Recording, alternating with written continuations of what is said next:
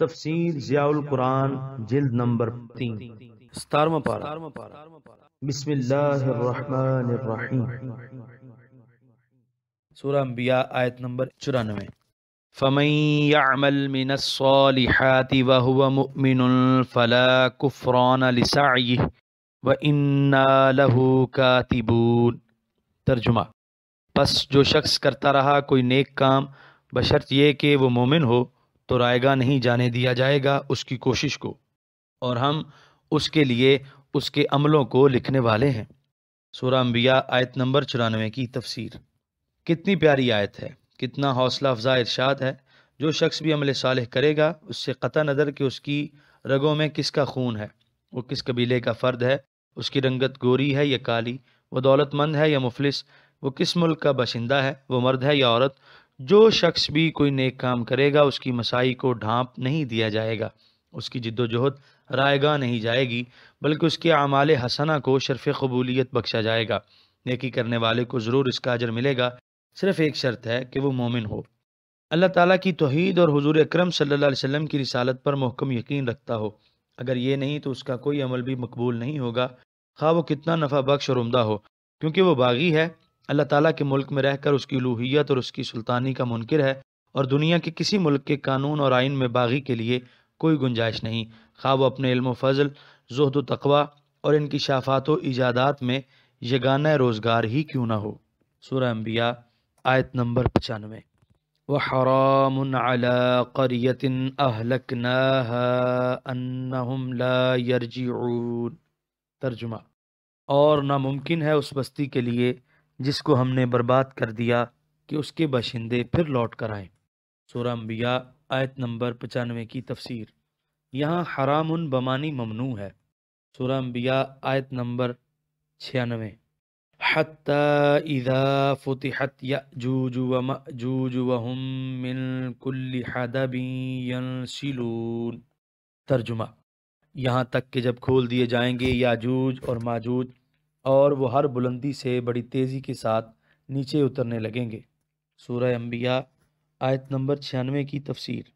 یاجوج اور ماجوج کے متعلق سورہ کہف میں تفصیلی بحث گزر چکی ہے، ملاحظہ ہو سورہ کہف آیت نمبر 94۔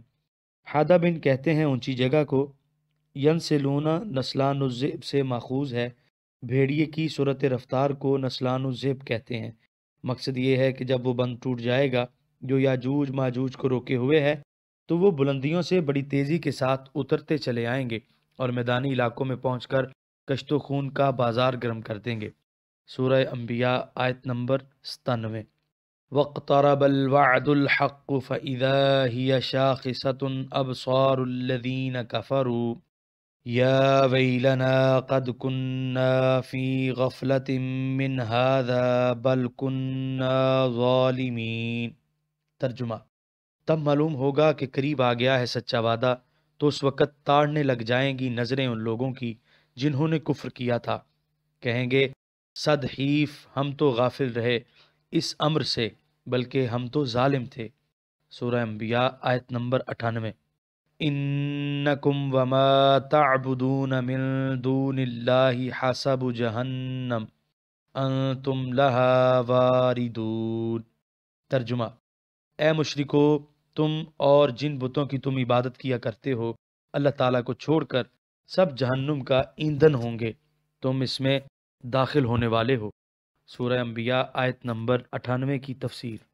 یہاں خطاب مشرکین مکہ سے ہے کہ تمہیں اور تمہارے پتھر کے گھڑے ہوئے ان خداؤں کو جہنم کا ایندھن بنا دیا جائے گا۔ ما غیر ذوی العقول کے لیے ہے، اس لیے اس میں فرشتے، عزیر اور عیسیٰ علیہ السلام داخل نہیں۔ جب یہ آیت نازل ہوئی تو عبداللہ بن الزبعری نے اعتراض کیا کہ پھر تو صرف ہمارے بت ہی نہیں بلکہ عیسیٰ اور عزیر بھی شاید کا مصداق بنیں گے، کیونکہ عیسائی اور یہودی ان کی عبادت کرتے تھے۔ یہ سن کر حضور صلی اللہ علیہ وآلہ وسلم نے ارشاد فرمایا، ہاں، ہر وہ آدمی جس نے یہ پسند کیا کہ اللہ تعالیٰ کے سوا اس کی بھی پوجا کی جائے، اسے بھی اپنے پجاریوں کے ساتھ دوزخ میں پھینک دیا جائے گا۔ حاسبن کی وضاحت کرتے ہوئے ابو عبیدہ لغوی کہتے ہیں، ہر وہ چیز جو آگ بھڑکانے کے کام آئے اسے حاسبن کہتے ہیں۔ حاسبن، حاتبن یعنی ایندھن کے معنی میں بھی استعمال ہوتا ہے۔ سورہ انبیاء آیت نمبر 99۔ لو کان ہؤلاء آلہۃ ما وردوها وکل فیہا خالدون۔ ترجمہ، سوچو اگر یہ خدا ہوتے تو نہ داخل ہوتے جہنم میں، اور جھوٹے خدا اور ان کے پجاری سب اس میں ہمیشہ رہیں گے۔ سورہ انبیاء آیت نمبر 100۔ لہم فیہا زفیر وہم فیہا لا یسمعون۔ ترجمہ، وہ جہنم میں شدت عذاب سے چیخیں گے اور وہ اس میں اور کچھ نہ سن سکیں گے۔ سورہ انبیاء آیت نمبر 100 کی تفسیر۔ جن کی یہ درگت بننے والی ہو، کیا وہ اس قابل ہیں کہ انہیں خدا اور معبود تسلیم کیا جائے؟ سورہ انبیاء آیت نمبر 101۔ ان الذین سبقت لهم من الحسنى اولئک عنها مبعدون۔ ترجمہ، بلا شبہ وہ لوگ جن کے لیے مقدر ہو چکی ہے ہماری طرف سے بھلائی، تو وہی اس جہنم سے دور رکھے جائیں گے۔ سورہ انبیاء آیت نمبر 101 کی تفسیر۔ حسنہ سے مراد سعادت ازلی اور توفیق اطاعت ہے۔ حضرت نعمان بن بشیر سے مروی ہے کہ سیدنا علی کرم اللہ تعالی وجہ الکریم نے منبر پر یہ آیت تلاوت کی اور فرمایا کہ میں ابو بکر، عمر، عثمان، طلحہ، زبیر، سعد، سعید، عبد الرحمن اور ابو عبیدہ بن جراح ان خوش نصیبوں میں سے ہیں جن کو یہ مجدہ سنایا جا رہا ہے۔ سورہ انبیاء آیت نمبر 102۔ لا يسمعون حسیسها وهم فيما اشتهت انفسهم خالدون۔ ترجمہ، وہ اس کی آہٹ بھی نہ سنیں گے اور وہ ان نعمتوں میں جن کی خواہش انہوں نے کی تھی ہمیشہ رہیں گے۔ سورہ انبیاء آیت نمبر 103۔ لا يحزنهم الفزع الأكبر وتتلقاهم الملائكة هذا يومكم الذي كنتم توعدون۔ ترجمہ، نہ غمناک کرے گی انہیں وہ بڑی گھبراہٹ، اور فرشتے ان کا استقبال کریں گے، انہیں بتائیں گے یہی وہ تمہارا دن ہے جس کا تم سے وعدہ کیا گیا تھا۔ سورہ انبیاء آیت نمبر 103 کی تفسیر۔ جب حضرت اسرافیل سور پھونکیں گے، سب مخلوق ہڑبڑا کر قبروں سے اٹھے گی، سب لوگ حیران و پریشان ہوں گے، مگر پاک ہستیوں کو اس روز بھی کسی گھبراہٹ اور بے چینی کا سامنا نہیں ہوگا۔ فرشتے ان کے استقبال کے لیے وہاں پہلے سے ہی موجود ہوں گے اور انہیں یہ مجدہ جاں فضا سنائیں گے کہ وہ روز سعید جس کے لیے تم عمر بھر عبادت و طاعت میں مصروف رہے وہ آ گیا ہے۔ آج تمہاری مشتاق نگاہوں اور بیتاب دلوں کی تسکین کا سامان کیا جائے گا۔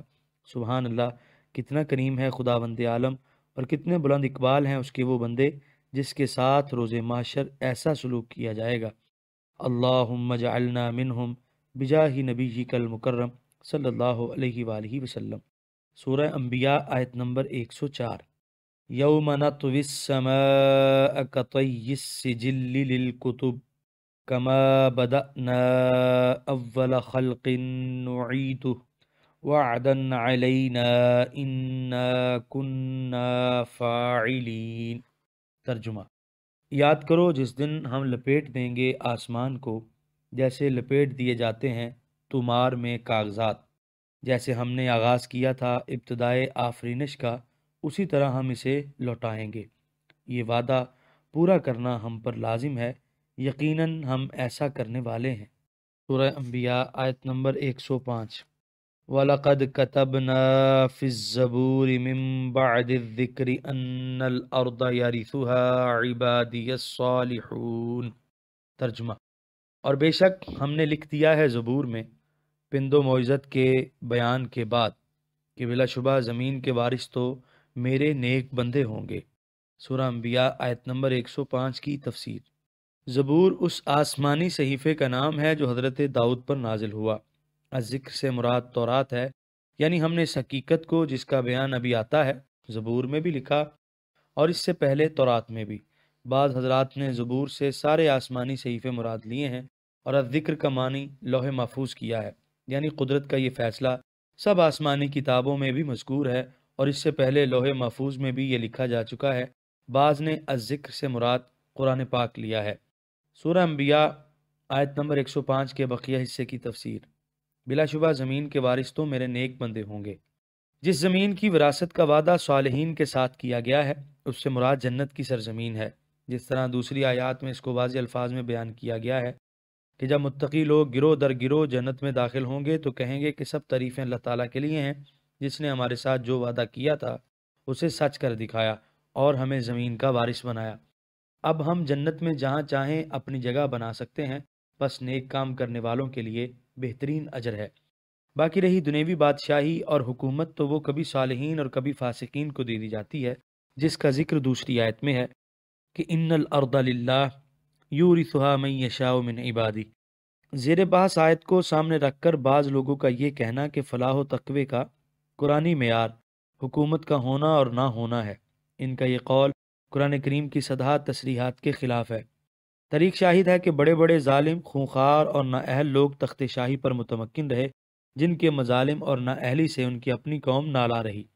حصول حکومت کو صلاحیت کا معیار قرار دینے والے کیا ایسے فرما رواؤں کو بھی صالح ہونے کی سند دیں گے؟ کیا ہٹلر کا نام اس کے اپنے ہم وطنوں میں آج ایک گالی بن کر نہیں رہ گیا؟ زندگی میں اسٹالن کی پوجا کرنے والوں نے اس کے مرنے کے بعد اپنے ہاتھوں سے اس کی ہڈیاں کریملن کے مقبرے سے نکال کر باہر نہیں پھینک دیں؟ اگر دنیوی حکمرانی اور مادی ترقی کو ہی آپ صالحیت کا معیار قرار دیں گے تو قرآن کریم کی بے شمار آیات کی تحریف کے مرتکب ہونے کے ساتھ آپ تاریخ کی عدالت میں بھی ایک مجرم قرار دیے جائیں گے۔ آپ نے ہر اس شخص کو قرآنی اصطلاح میں صالح کہہ دیا جس نے کسی طرح زمام اقتدار اپنے ہاتھ میں لے لی، خواہ اس نے تمدن و حضارت کے سب روشن چراغ بجھا دیے ہوں، خواہ اس کی فتوحات سے کاروان انسانیت کی ترقی رک گئی ہو، خواہ اس کی خونخواریوں اور صفاقیوں کی وجہ سے عالم انسانیت پر بربریت، وحشت اور جہالت کی شب دیجور چھا گئی ہو۔ سورہ انبیاء آیت نمبر 106۔ ان فی ھذا لبلاغا لقوم عابدین۔ ترجمہ: یقیناً اس قرآن میں کفایت ہے اس قوم کی فلاح دارین کے لیے جو عبادت گزار ہے۔ سورہ انبیاء آیت نمبر 106 کی تفسیر۔ صحاح میں ہے البلاغ الکفایہ، یعنی اس فرقان حمید میں جو احکام اور ارشادات ہیں وہ انسان کو منزل مقصود تک پہنچانے کے لیے کافی ہیں۔ ان پر عمل کرنے والا دارین کی سعادتوں سے بہرہ ہو جاتا ہے۔ اس پر ایمان لانے کے بعد مومن کو کسی دوسرے نظام حیات سے دریوزہ گری کی شرمندگی اٹھانی نہیں پڑتی۔ سورہ انبیاء آیت نمبر 107۔ وما ارسلناک الا رحمۃ للعالمین۔ ترجمہ: اور نہیں بھیجا ہم نے آپ کو مگر سراپائے رحمت بنا کر سارے جہانوں کے لیے۔ سورہ انبیاء آیت نمبر 107 کی تفسیر۔ اللہ تبارک و تعالیٰ نے اپنے محبوب مکرم صلی اللہ علیہ وسلم کو جن کمالات سوری و معنوی، خلقی، وہبی و کسبی سے مشرف فرمایا وہ بلا شک و شبہ بے مثال اور بے نظیر ہیں، اور ان کمالات کو قرآن کریم کی آیات طیبات میں جس انداز سے بیان فرمایا اس کا بھی جواب نہیں۔ ان آیات کو پڑھ کر ایک طرف عبد محبوب کے مرتبہ کمال کا پتہ چلتا ہے تو دوسری طرف ان کمالات کے بخشنے والے کی شان کریمی اور ادائے بندہ نوازی دیکھ کر بے ساختہ دل و زبان سے سبحان اللہ کی صدا بلند ہوتی ہے۔ لیکن اس آیت کریمہ میں جو جامعیت ہے اس نے اس کو دیگر آیات سے ممتاز کر دیا ہے۔ جو کمالات اور صفات عالیہ متفرق اور منتشر تھیں ان سب کو یہاں یکجا کر دیا ہے۔ اس آئینے میں حسن محمدی اور جمال احمدی کی ساری رعنائیاں اور دل ربائیاں بکمال لطافت جلوہ نما ہیں۔ ارشاد ہے: اے محبوب، جو کتاب مجید، دین حنیف، شریعت بیضاء، خلق عظیم، دلائل قاہرہ، حجج باہرہ، آیات بینات اور معجزات ساتیات، غرض یہ کہ جن ظاہری اور باطنی، جسمانی اور روحانی نعمتوں سے مالا مال کر کے ہم نے آپ کو مبعوث فرمایا ہے، اس کی غرض و غایت یہ ہے کہ آپ سارے جہانوں کے لیے، سارے جہان والوں کے لیے، اپنوں اور بیگانوں کے لیے، دوستوں اور دشمنوں کے لیے سراپا رحمت بن کر ظہور فرماویں۔ لغت میں رحمت دو چیزوں کے مجموعے کا نام ہے، یعنی رحمت رقت اور احسان و مہربانی کے مجموعے کا نام ہے۔ علامہ راغب اصفہانی کی تشریح ملاحظہ ہو، یعنی رحمت اس رقت کو کہتے ہیں جو اس شخص پر احسان کرنے کا تقاضا کرے جس پر رحمت کی جا رہی ہے۔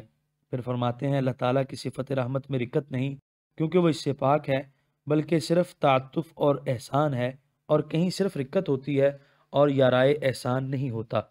لیکن اللہ تعالیٰ نے اپنے حبیب کو رحمت جامعہ یعنی رحمت کے دونوں مفہوموں سے نوازا ہے۔ جس سے تمہیں تکلیف ہوتی ہے وہ چیز میرے محبوب کو بڑی شاک گزرتی ہے۔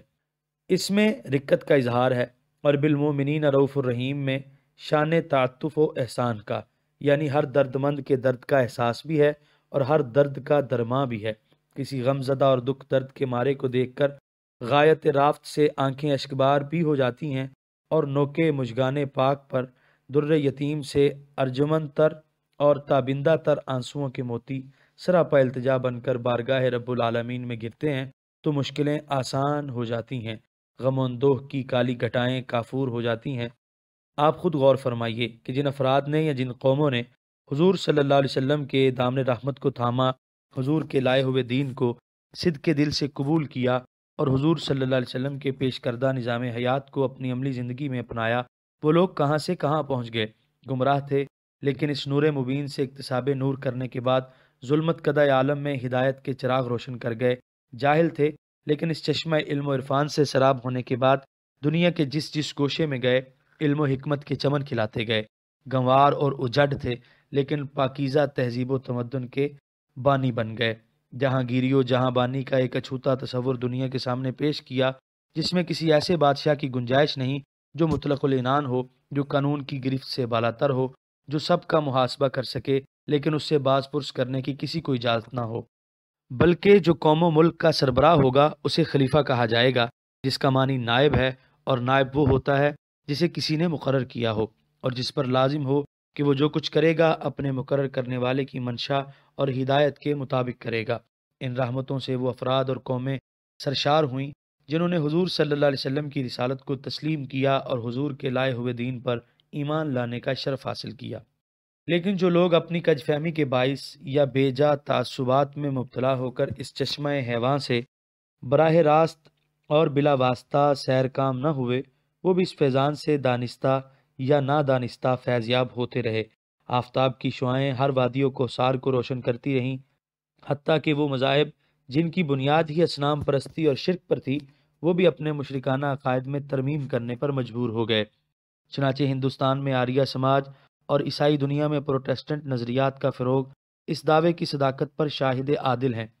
ملوکیت اور ڈکٹیٹرشپ کے نظام ہائے حکومت کی جگہ جمہوری اور شورائی طرز حکومت کی مقبولیت اسلام کے پیش کردہ نظریہ سیاست کی فتح نہیں تو اور کیا ہے۔ اور پھر یہ رحمت کیا کم ہے کہ اپنے فسق و فجور اور کفر و شرک کے باوجود پہلی قوموں کی طرح ان پر فوری عذاب نازل کر کے انہیں نیست و نابود نہیں کر دیا گیا۔ یہ تو عالم ناسوت میں حضور کی گوناگوں رحمتوں کا ظہور ہے، لیکن صرف یہاں ہی نہیں بلکہ عالم ملکوت میں بھی حضور صلی اللہ علیہ وسلم کی رحمت کا پرچم لہرا رہا ہے اور حضور کا دست شفقت گل افشانی کر رہا ہے۔ وہاں رحمت محمدی کے ظہور میں جو بانک پن ہے اور بحر کرم میں جو مٹھاس اور روانی ہے، اس کا حال تو فقط وہ نفوس قدسیہ ہی جانتے ہیں جنہیں اس عالم کی سیاحت ارزانی ہوئی ہو۔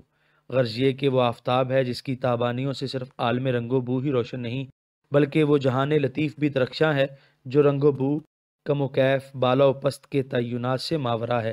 سچ تو یہ ہے کہ وہاں اس آفتاب کی نور افشانی کا رنگ ہی نرالا ہے جو نہ زبان پر لایا جا سکے اور نہ قلم سے لکھا جا سکے۔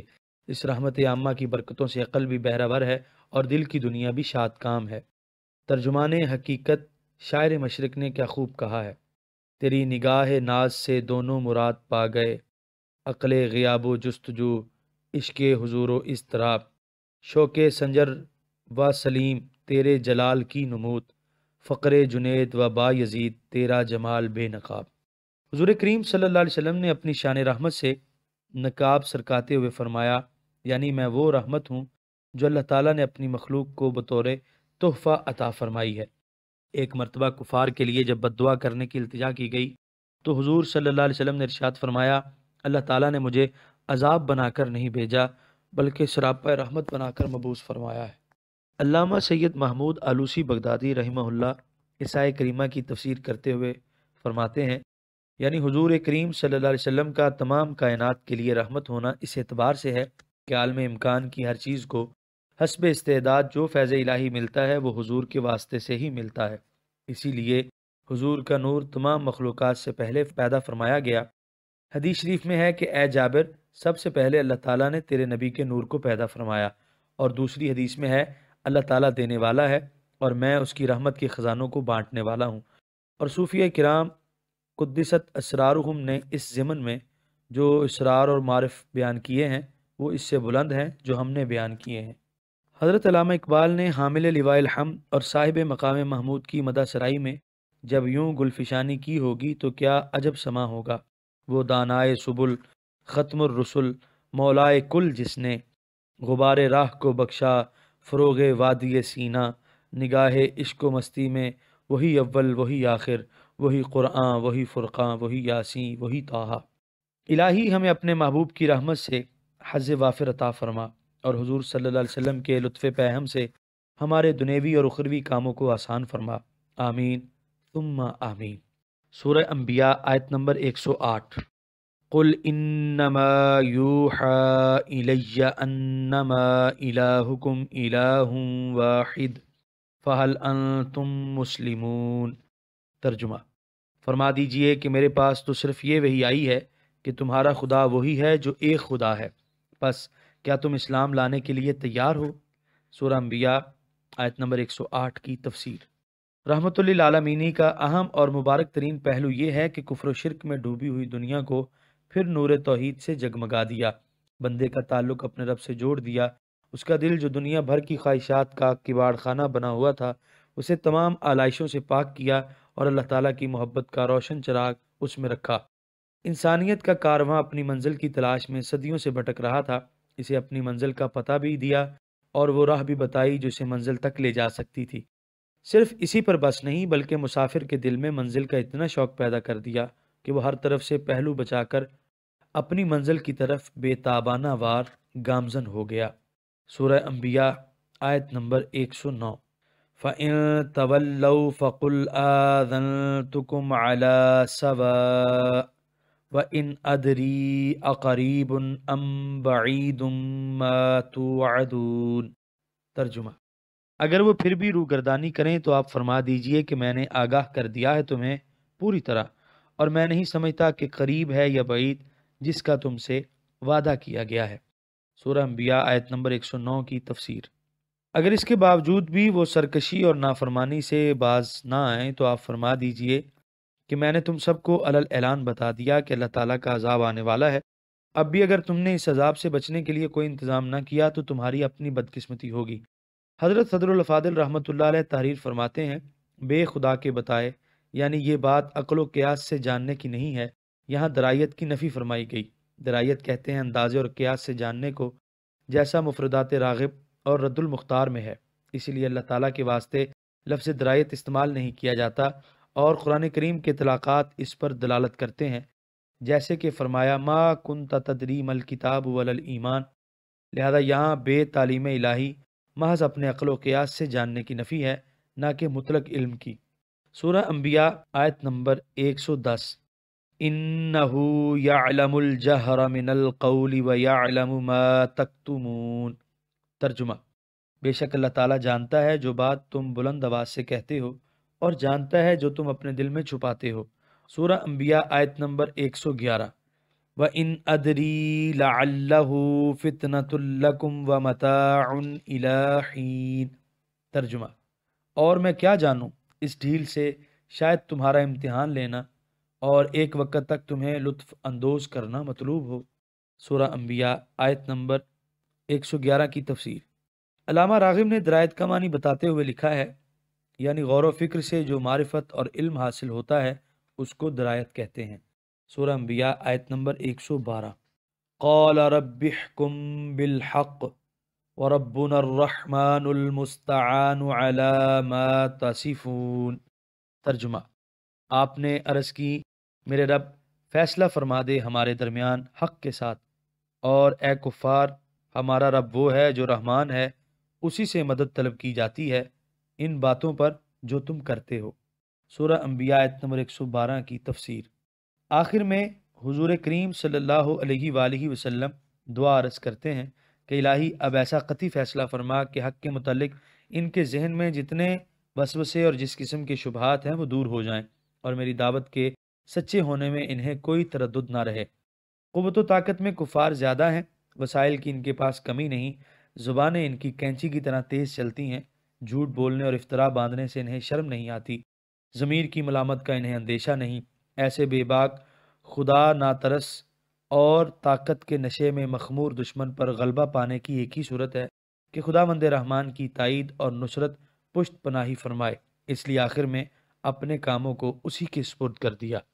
یہاں پر 17ویں پارے کا 7واں رکوع مکمل ہوا اور یہاں پر 17ویں پارے کا پہلا آدھا مکمل ہوا۔ آپ دیکھ رہے ہیں PATF Islamic info YouTube channel. مزید اسلامک ویڈیوز کے لیے ہمارا چینل سبسکرائب کریں۔ قرآن کریم کے مفہوم کو واضح کرنے کی یہ فقیرانہ کوشش اگر آپ کو اچھی لگی ہو اور آپ ہماری حوصلہ افزائی کرنا چاہیں تو اس ویڈیو کو شیئر کر دیجئے، کیونکہ تبلیغ دین فرض ہے۔ ہم نے اپنے حصے کا چراغ روشن کیا، دعا ہے کہ آپ بھی اپنے حصے کا کریں۔